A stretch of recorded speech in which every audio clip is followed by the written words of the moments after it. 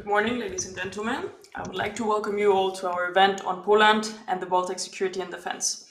Please allow me to introduce you, Maxime Lebrun, Deputy Senior Analyst at the European Center of Excellence for Countering Hybrid Threats, Owen McNamara, PhD researcher at the University of Tartu in Estonia, and Mr. Kasper Kita, publicist at Novi What's. Good morning, gentlemen. Today, I have the pleasure to be with excellent experts on the topic of security and defense in the Baltics. Now, before we begin, we understand that after Madrid, many changes have turned in the Baltics and across Central and Eastern Europe. Please, I would like to begin with Maxime. Welcome. Could you shortly describe what the current state of the Baltic security and defense is?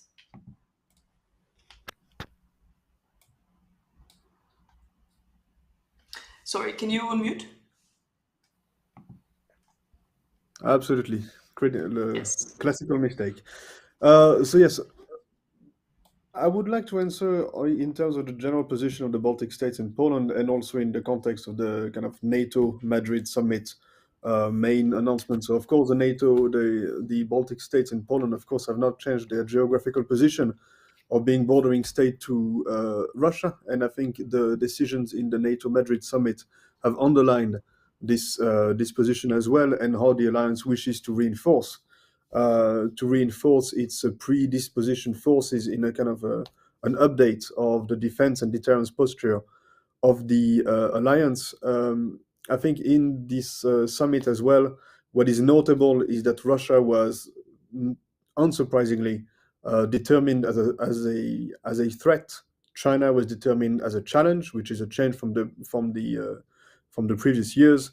In terms of defense, what I find extremely interesting is the dynamic of pushing for a bigger NATO reaction force, which is currently standing at 40,000 troops, if need be. And the goal of the NATO declaration was to put it to a 300,000 number in total. In terms of deterrence, I think the nuclear identity of the alliance has been reinstated or restated very strongly, and this is also one of the elements that give the alliance and its member states a margin of maneuver in supporting Ukraine very intensely. So that's an important aspect to really remember. And I think I have a few more points also about China, but perhaps we can address that a little bit later. But just to stress the strategic concept, the defense posture, and then the deterrence posture as well, I think it's very interesting to when we want to understand the strategic position of Poland and the Baltic states in the NATO alliance. But perhaps I will let my co-panelists delve into more insights as well, and we can come back to this. Thank you, Maxime. Indeed, 6 months after Madrid, we see different changes and challenges in the security landscape. And indeed, I mean, the war in Ukraine has been a pressing issue since then, since February. However, I would like to turn now to Owen. How would you describe the progress attained in Madrid? I mean, do we actually see any favorable progress? We understand that Finland and Sweden are still in the process. We're going to deal with the question of Turkey opposing to its accession. But if there has been any attainable progress, in which areas can we see this progress?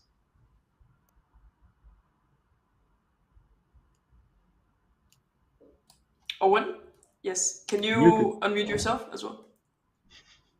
I followed Maxime into the classic mistake there. Yeah. So I think first and foremost here, I think what we've seen, and it's not just the Madrid summit, but wars and major war, and the war in Ukraine, has had many layers. Wars can be very transformative, and so has this war. And what we've seen in the Baltic Sea region, the Nordic Baltic region, and the wider region that involves Germany and Poland, is logistics. That NATO logistics, moving materiel, and potentially for the enhanced forward presence for deterrence, moving troops if necessary to upscale NATO deterrence, that our logistics work. NATO logistics work. They're very, very quick. They are very, very effective, and they kept Ukraine in the game in those early days of the invasion by Russia, and Ukraine is still going. So Poland has been a crucial enabler for NATO logistics, for wider European military logistics in this regard, and has played a key role there. What I will say, there are some kinks or still some weaknesses in this regard that are difficult to avoid, such as the Suwałki Gap, that narrow land corridor linking Poland with the Baltic states. But of course, Finland and Sweden joining the alliance will take some of the stress, will take some of the pressure off that, because NATO logistics and NATO communication systems, there is now, with Finland and Sweden in the alliance, there is far greater and far more open scope to accommodate logistics and communications for the defense of the Baltic states and the wider region further north. So Finland and Sweden joining the alliance is very, very good news in this regard. The last point I will say on this intro is that Britain and Poland in these logistics, in this transport of military technology and material, Britain and Poland have emerged as key actors in this wider Nordic, Baltic, Polish region. Britain doesn't get a lot of praise for this. We know Britain's role in transferring weapons through Poland into Ukraine in the early days of the war. We know how crucial that was. But Britain has been a kind of a quiet leading nation, or a quiet framework nation in the Nordic region, you know, along with the United States, providing these security guarantees for Finland and Sweden before they enter the alliance. Those guarantees are crucial because they essentially make Finland and Sweden de facto NATO members already before NATO membership is ratified. But also we see initiatives like the JEF, the Joint Expeditionary Force. We saw the Challenger exercises take place in the spring under those auspices, with Britain leading but involving Finland and Sweden. In fact, the exercises took place in Finland and Sweden.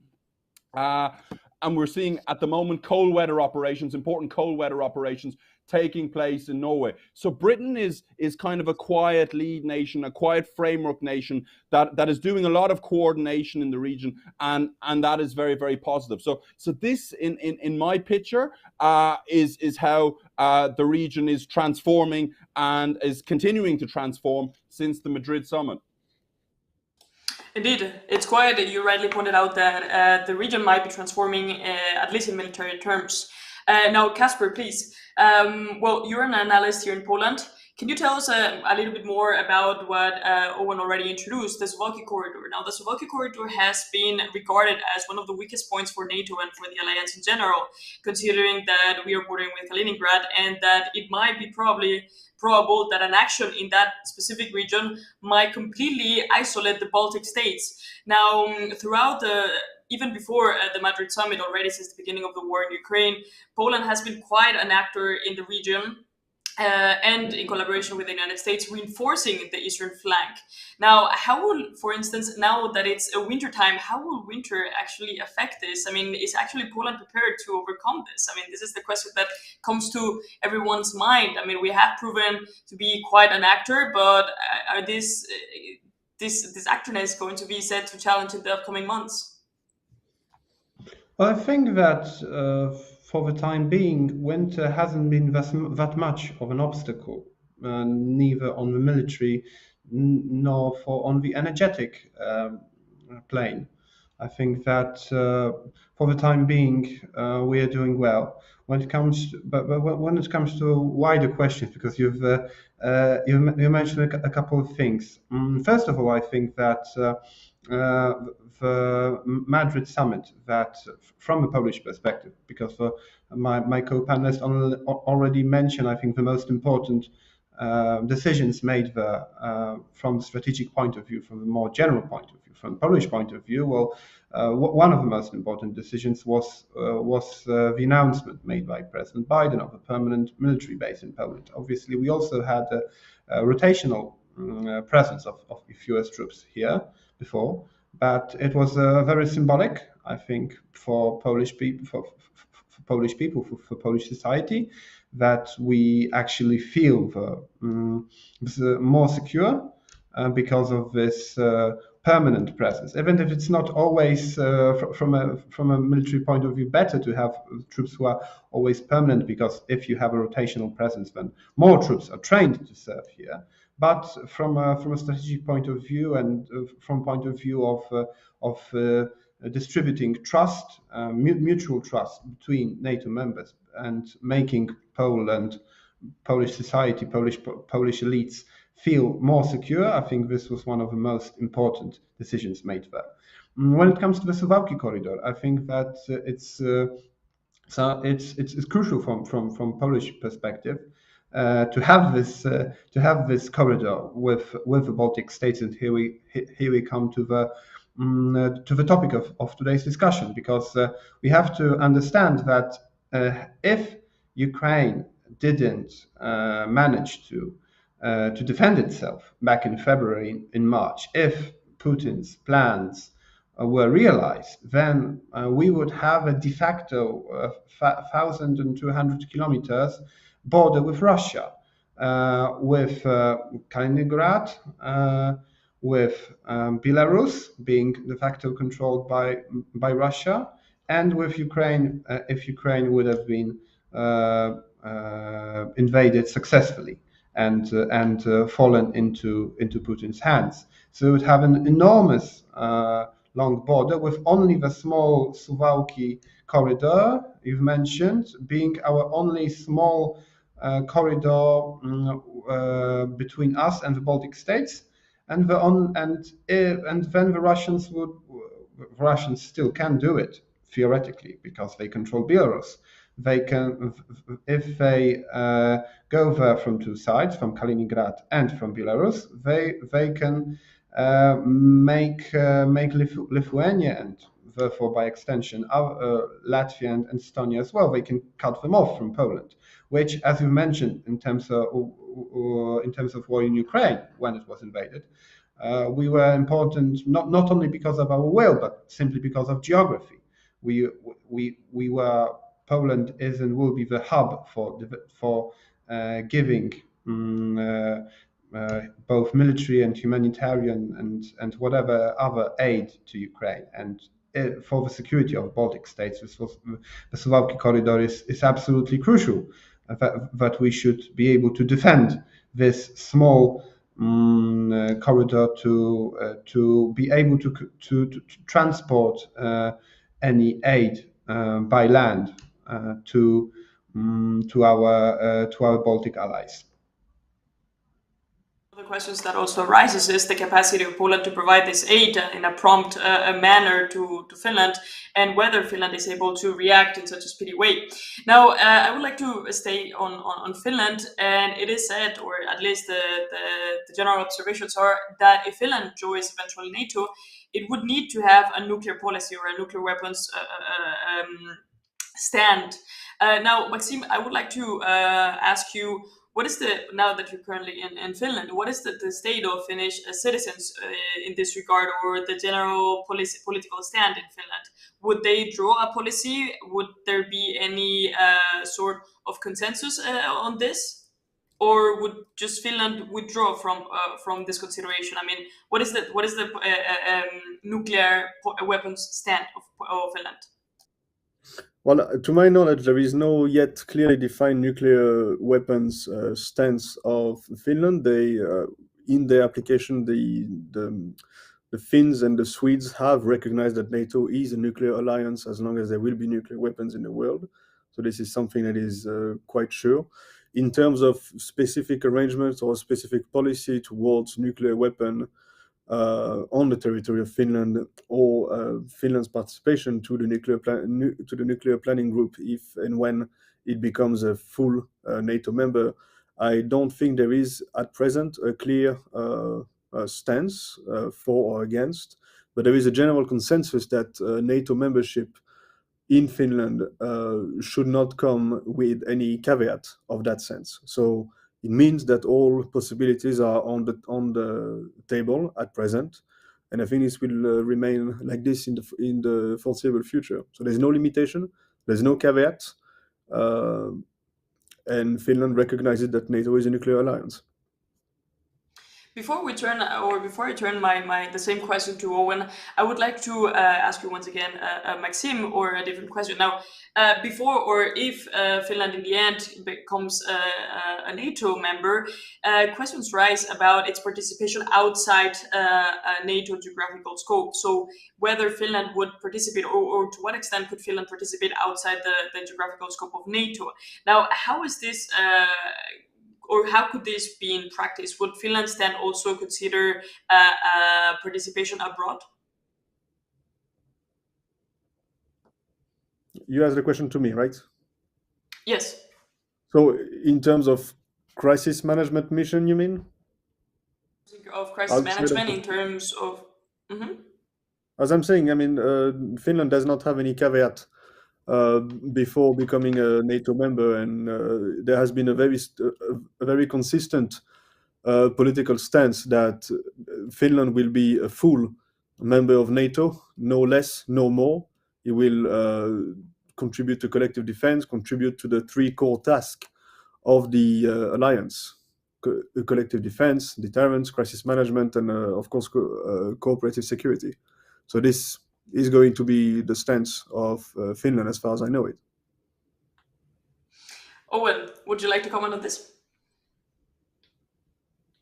Yeah, I think in this debate, I think Maxime has said it excellently on Finland's specific perception, in that no caveats, no self-imposed restrictions. But of course, President Niinistö said at the beginning of November that he did not foresee nuclear weapons coming onto Finnish soil anytime soon. They're not necessary. The current security environment is bad, but it's certainly not that bad at the moment. And of course, Finland's conventional capabilities are very, very strong and augment and strengthen NATO's deterrence in the north. So NATO, in my opinion, I mean, can get a kind of a bad rap as a kind of a nuclear alliance, which it is. We need deterrence right now because, of course, our competitors are raising the stakes. Russia keeps making nuclear threats, banding them about in all discussions. You know, Vladimir Putin's line, "I'm not bluffing," from a few months ago, and we're seeing China expand its nuclear arsenal. So the prospects globally for arms control and disarmament are very, very bleak right now. So if we are to have global arms control and disarmament go in a more positive direction, it has to be a long-term and incremental process. I mean, Finland was very, very instrumental, along with my own country, Ireland, in the ideas that went into the Treaty on Non-Proliferation of Nuclear Weapons, which came into force in 1970. It was an exercise in what they call norm entrepreneurship by two smaller states. But these exercises haven't been as successful in recent years. The New Agenda Coalition, the Humanitarian Initiative, things like that, trying to kind of stigmatize great power use of nuclear weapons. What we're looking at now in global arms control and disarmament is a kind of a great power negotiation game between the US, Russia, and China as three top-tier nuclear powers. We'll have second-tier nuclear powers, the United Kingdom and France in Europe. Below that, India and some others as well, some other renegades, North Korea. But what we're looking at right now is these three top-tier nuclear powers, and they will decide, they will negotiate what the future global arms control and disarmament architecture looks at. And of course, in a way, in this incremental and long-term game, if it pans out, NATO and NATO membership gives the Europeans, Finland and Sweden included, a seat at the table to influence US policy on this. So in a way, if we take a kind of a long-term perspective, the way things are shaping up, that NATO membership is a good bet, because it gives you some influence and not no influence if you're outside. So we need to look at this as well.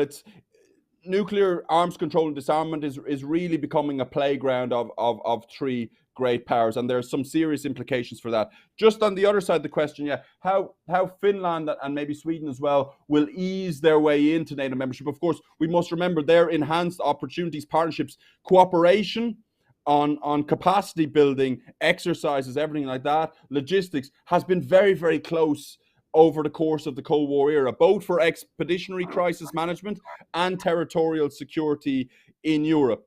But two kind of initiatives I've heard in Finland when I worked at FIA in the spring was, say, sending Finnish aircraft to work on air defense over Iceland in the North Atlantic. And of course, we're seeing threats there with Russian maritime patrol aircraft, Tu-95s and Tu-142s, maneuvering with very likely submarines on the ground, and all those transatlantic telecommunication cables carrying trillions of dollars in financial transactions daily, and internet and all the rest of it. So NATO needs to look out there. That is a preserve of the Nordic country, and Finland can both ease its way in there by deploying its Air Force for rotations at Keflavik Air Place in Iceland, and playing a role in strengthening Nordic vigilance there in the North Atlantic. I've also heard suggestions of rotating an engineering unit for the enhanced forward presence at Tapa in Estonia.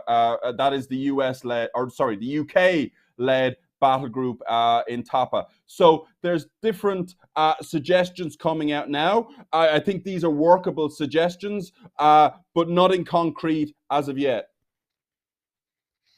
It's great. This analysis is quite exactly what we need to hear. I mean, that there's actually a mobilization, and there's also a willingness for prospective member states to actually support the alliance and to also strengthen the alliance.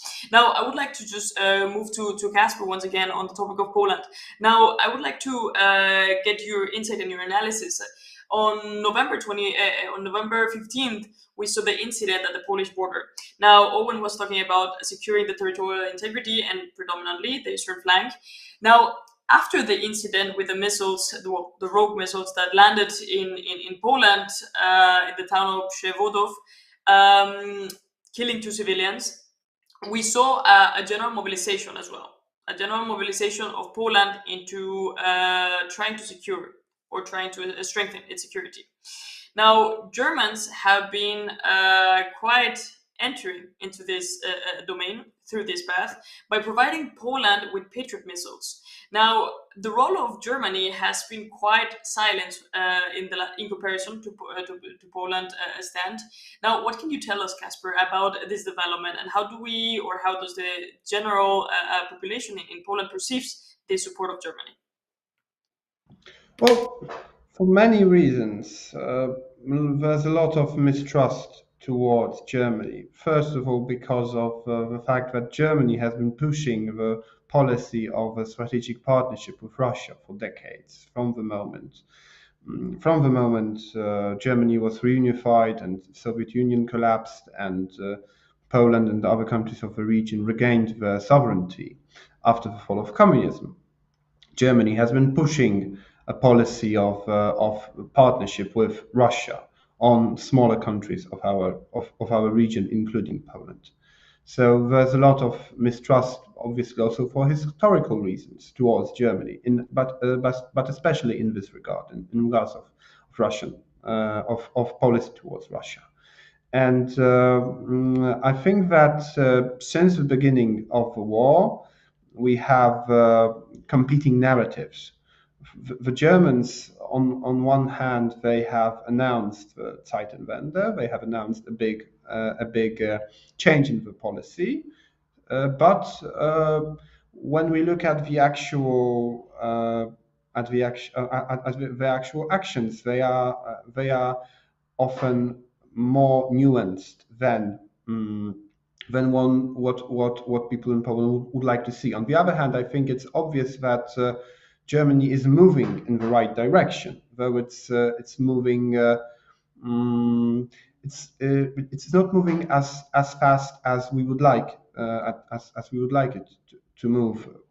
I think that the big question, the big problem here in the Polish-German relations is the question of whether we see Russia as a problem or do we see Putin as a problem, because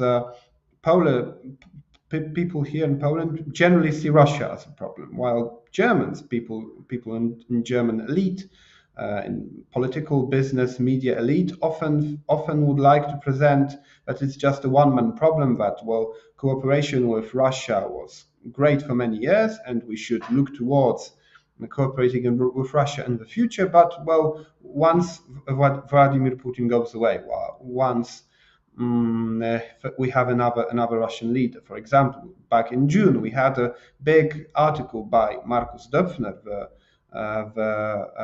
boss at Axel Springer, who's owner of a lot of important media in Europe and in Poland as well. For example, Politico. He published there at Politico an article about future. He called it Eurus.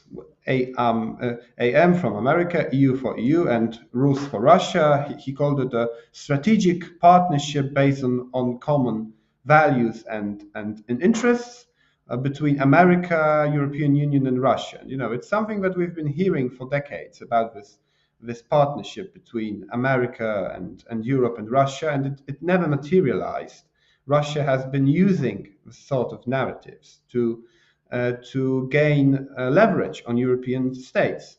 And when we see such narratives coming from German politicians or German businessmen or German analysts, we obviously see them with mistrust, because we think that they have not yet understood that Russia is a problem in itself. That we should obviously it would be wonderful if one day we would have we would have a Russian leadership that would like to behave as a normal state, but it's very improbable, and it's improbable that we would have a Russian Adenauer, because to have a German Adenauer, but the entire World War II had to be fought, and Germany had to be defeated and occupied, and we won't have American troops in Moscow. So I think that, but on the other hand, I think it would also be naive and unrealistic to expect that countries that have different history and different geographic situation would behave in the same way as Poland or Baltic states, who are on front line of with Russia. It's obvious that Germany is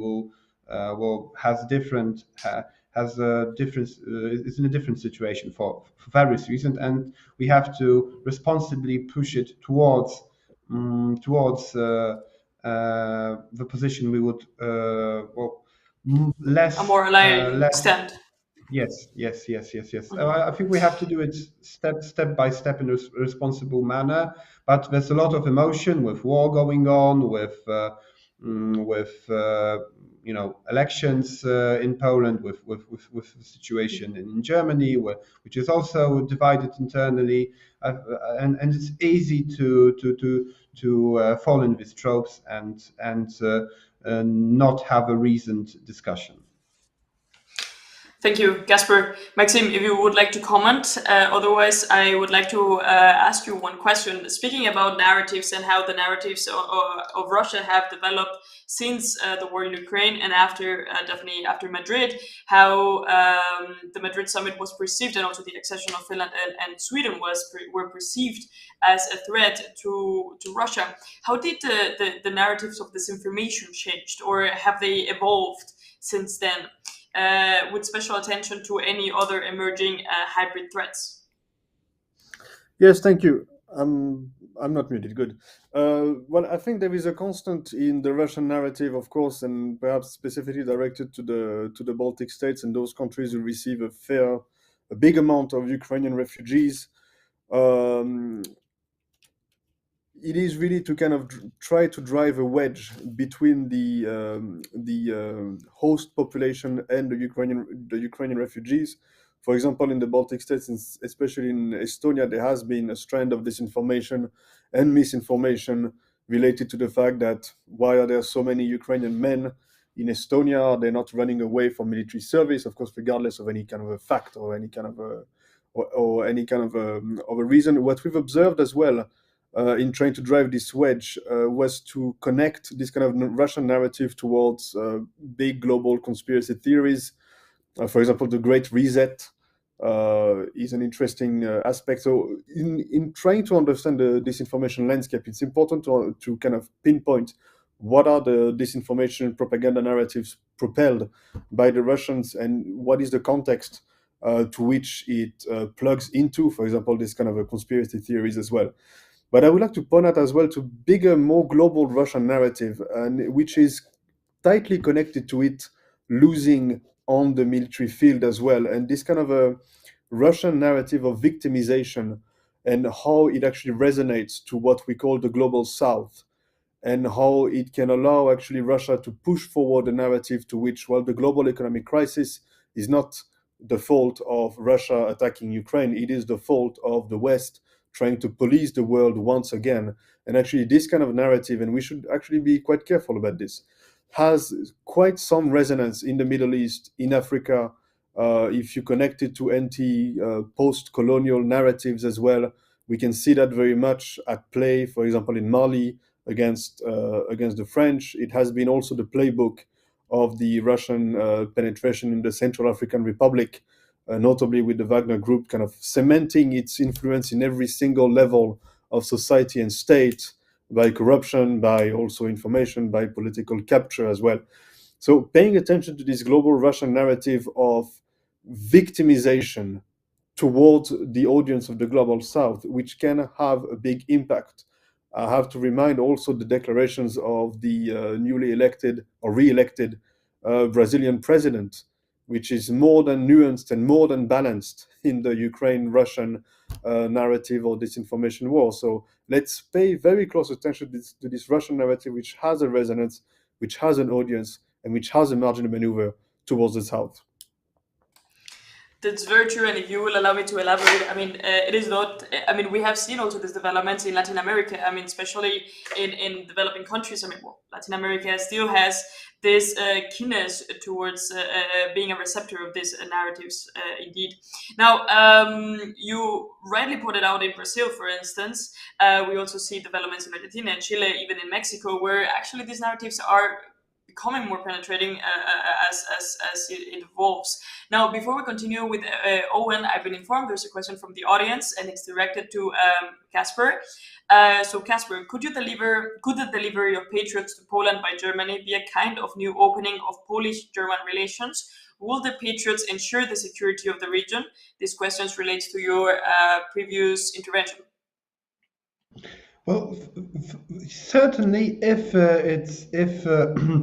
the Polish and German governments finalize a deal with Patriots being delivered, I think that yes, this would be an important step towards mending Polish, or simply making the Polish-German relationship a bit better. Because I also think that this offer by Germany was, from their side, a step in the right direction and a step guided towards mending of our relationship. And I think that, yes, I hope that a deal will be negotiated, and this will be a step in the right direction. Obviously, it's like a Little Prince, Petit Prince by Antoine de Saint-Exupéry. When you have the Little Prince and the Fox, you have to gain trust by one step at a time. And I think that building trust will take a lot of time, but certainly if the Patriots are delivered and everything's fine there, I think that this would be an important step towards rebuilding this relationship.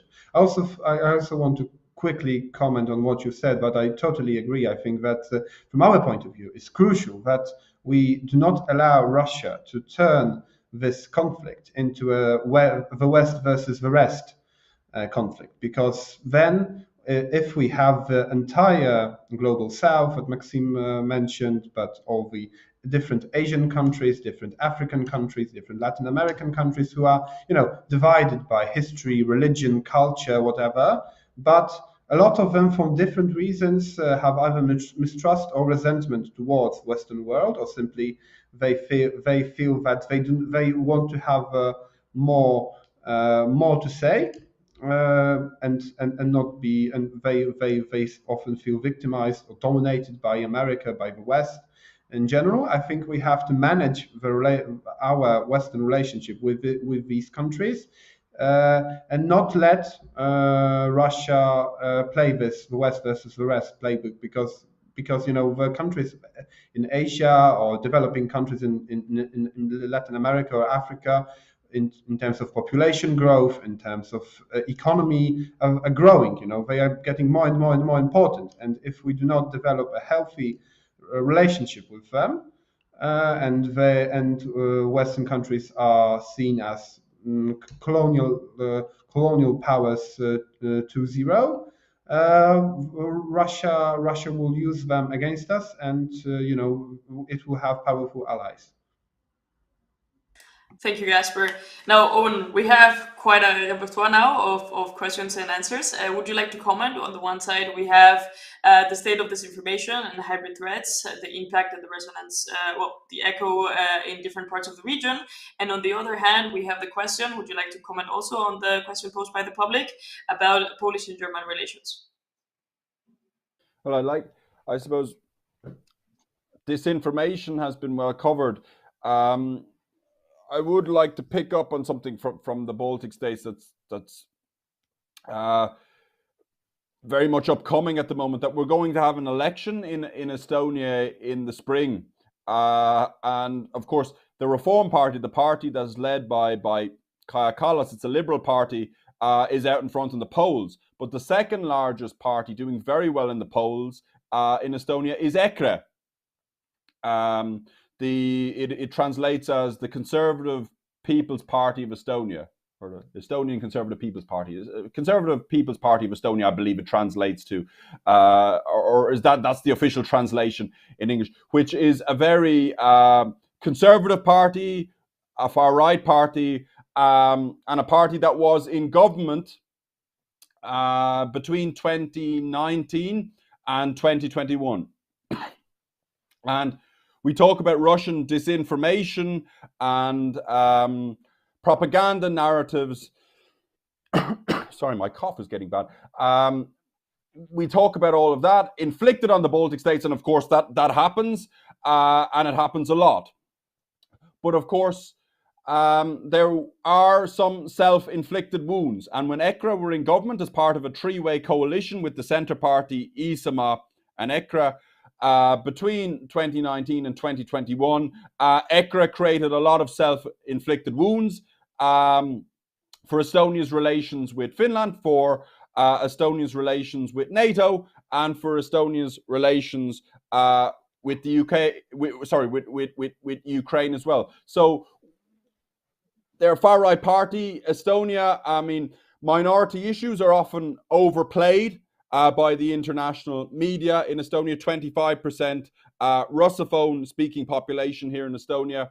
But interestingly, before the war in Ukraine came along, EKRE was stoking some of these minority issues that it really didn't need to stoke. We've had a big building boom in Estonia in recent years. Estonia doesn't have the labor for that. So a lot of labor came from Ukraine. A lot of builders came from Ukraine to seek employment in the Estonian construction economy. And of course, Mart Helme, then the leader of EKRE, he came up with his own narrative saying that these Ukrainians were unwelcome and that they would blend in and they would galvanize the Russian-speaking communities in Estonia. and they made them feel unwelcome. They tried to bring in legislation that would restrict their working rights and would expedite their exit if they were to be unemployed. And we know, of course, that the building industry, there's a lot of casual labor, there's a lot of precarious employment and all that. So there was tension there. He was also critical of the government in Finland. You know, he was the man who called Sanna Marin a shop girl, if you remember it. He was very critical of Germany, and I know we expect a lot from Germany. We expect more from Germany, but Germany does contribute to Baltic air policing. Germany does lead the battle group in Lithuania. So Germany has been there. It's still an important ally in the region, and you know, saying things that would be better left unsaid. That's what the Iisamaa leader Urmas Reinsalu, who's now the foreign minister of Estonia, he was in a different, I think he was the defense ministry at the time. That's what he said about ECRA when they were in government. So that is a question about the Estonian far right. Estonia is, of course, very polarized politically, more polarized than the other two Baltic states. Estonia goes from very liberal to very conservative very quickly, I would say. So this upcoming election and ECRA, how popular will the Estonian far right be in the next election, and how this could derail its strong support, even though Kaja Kallas and her Reform Party are doing very well. I still wouldn't count out some twists in Estonia's domestic politics that could have implications for the Baltic states' leadership in NATO and wider Baltic diplomacy, because, of course, ECRA were a big problem and a real self-inflicted wound the last time they were in government. But they're still doing very, very well politically in the polls here. Thank you, Owen. Indeed. Now, you mentioned Lithuania, and I would like to turn the discussion towards Lithuania. I mean, it is true that this Baltic country has played also a major role in the last couple of months, especially with regards to China. Now, I would like to focus the conversation on China and how has its presence has had an effect in the region. Now, Maxime, please, what is the perception? Well, if you can speak about something about Lithuania, or if not, about Finland. What is Finland's perception about Chinese presence in the region?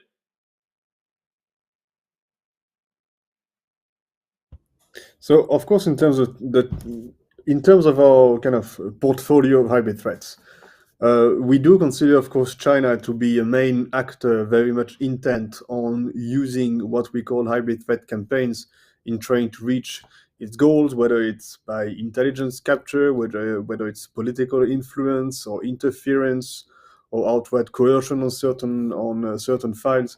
We've been very wary and interested about the seemingly kind of widespread practice of having Chinese police stations in several cities in Europe, with, of course, full of illegality and a very blurred kind of level or perimeter of action. Of course, China is very active in trying to influence the various elites of the countries of Europe and the Baltic region as well. I think it's especially an especially important influence or interference in terms of the cyber domain, also space technologies, but also in terms of infrastructures and buying critical infrastructure so that to create dependencies for the future. So I think this is more the look of Chinese influence in the region, but also the look of Chinese influence in Europe more generally. And that's why I think in order to deal with Chinese influence and the levels or the domain through which it expresses itself, sometimes it's more important to look at what the EU is doing instead of what the NATO would be doing, of course, regardless of the fact that the new strategic concept of NATO has qualified China as a challenge for the first time in its history. But perhaps we can deal more in details about those issues a little bit later once my co-panelists have given their points on this topic as well. About Lithuania, of course, the interesting point is the opening of a trade representation office in Taiwan, Taipei. And I think it's a very interesting case of how much Lithuania has received as a backlash from China, and how much Lithuania has done a very good job and a very courageous job in trying to put itself in Taiwan. And I think there is also some trade quid pro quo in this maneuver as well. So this is also something to take into account. But of course, it's important to have a European foot in the Taiwan Straits issue, because the paradox as well is that if something ever happens in Taiwan, it is very much likely that NATO will not have its say as such, because it's going to be mostly the US driving the reaction of what is going to be called a Western reaction if something happens there. This is also a point linked to NATO dealing with China, meaning going out of its own North Atlantic, north of the Cancer tropic kind of geographical area. And there is a question of credibility as well. What if NATO argues that it might expand, or that it might do something in the Pacific region if China moves on Taiwan? Then that's a credibility issue as well, which should not be overlooked in a way. So those are my introductory points on this issue of China. Indeed, I mean, the question of China has been revolving quite for a long time, and now that China has been set in the strategic concept as a threat, well, its ambitions are considered as a threat to the alliance, not as a threat per se, as a challenge. Because Russia is an immediate threat, but China is a long-term challenge. It's important. Indeed, and that is one of the many reasons why still NATO has not yet been able to formulate its policy toward China.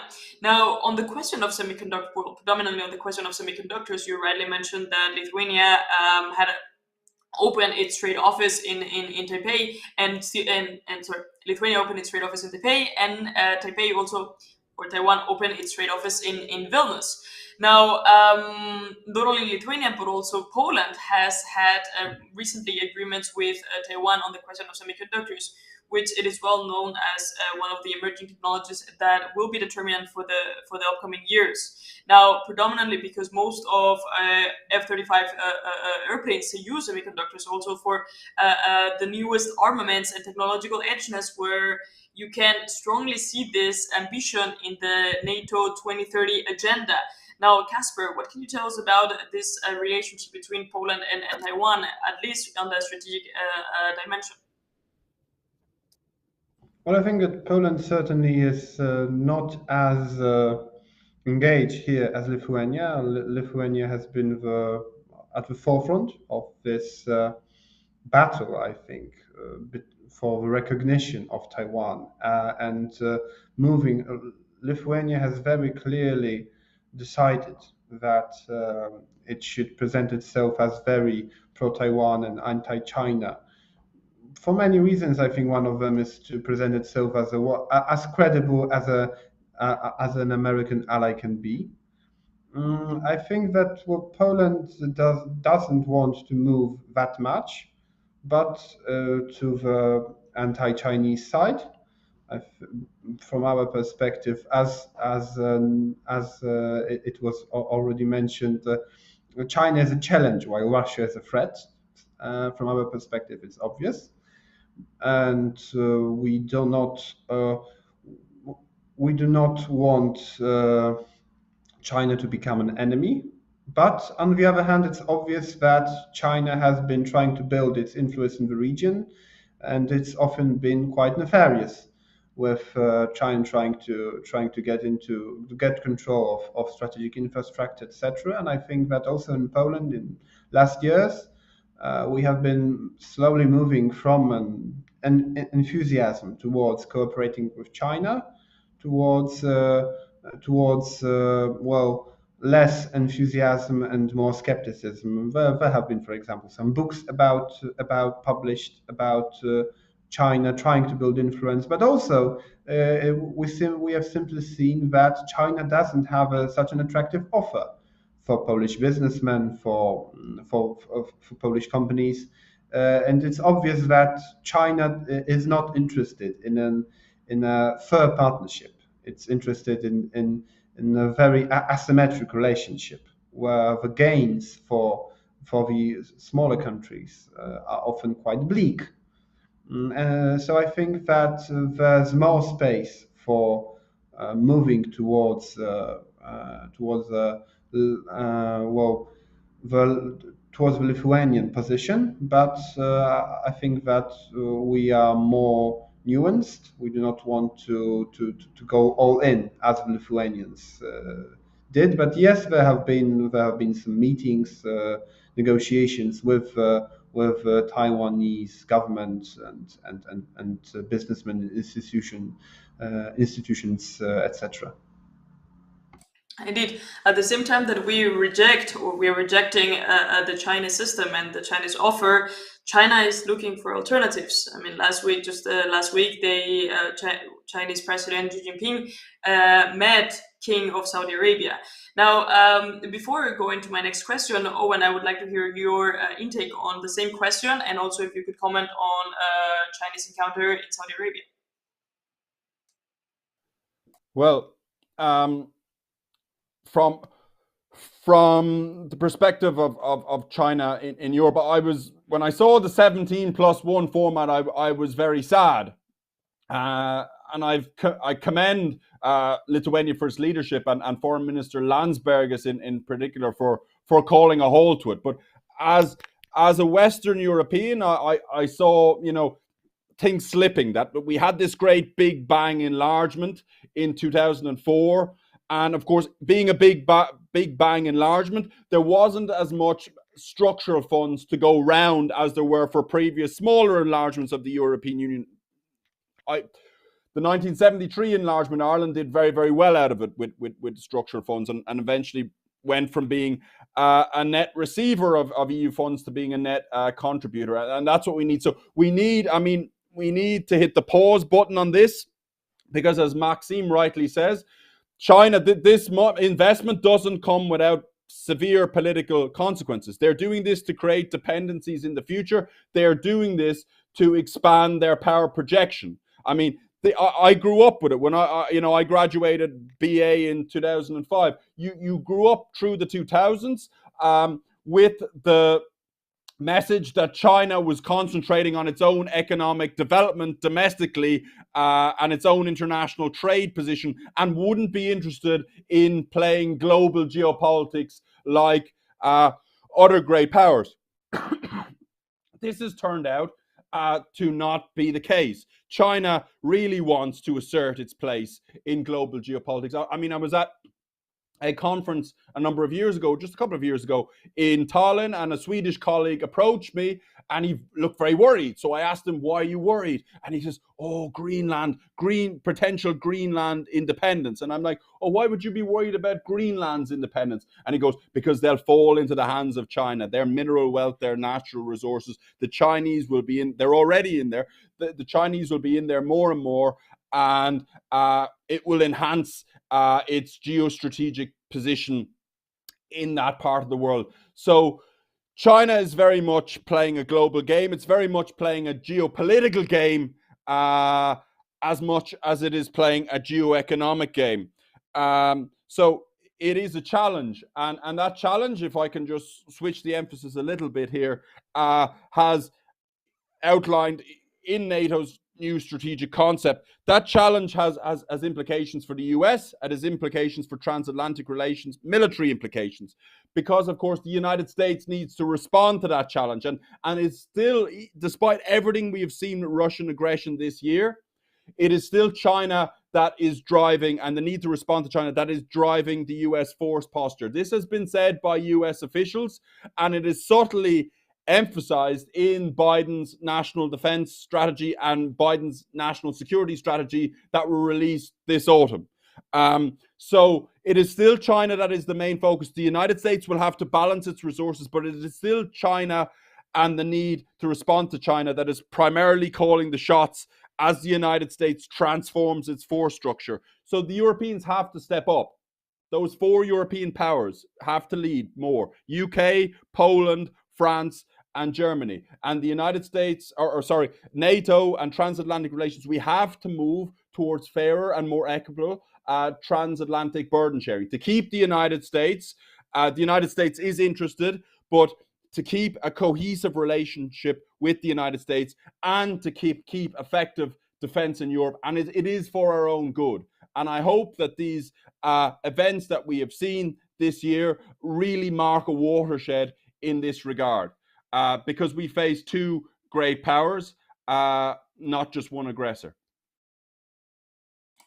Thank you. And as we approach to the conclusion of our panel, Maxime, would you have a last comment?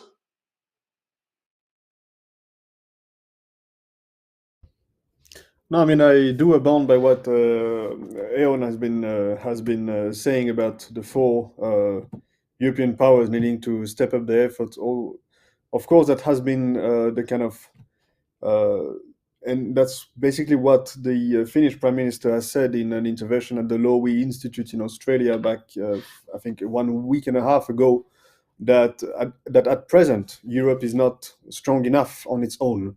And that's one of the key aspects of building a European strategic autonomy, which has so much ramifications in terms of defense and technological industrial base as well, and trying to stimulate the European defense industries so that in the competition between China and the US in terms of providing military equipment in a context in which the European states have depleted a lot of their stocks in helping Ukraine, this kind of idea of strategic autonomy of Europe and stepping up is extremely important in that regard.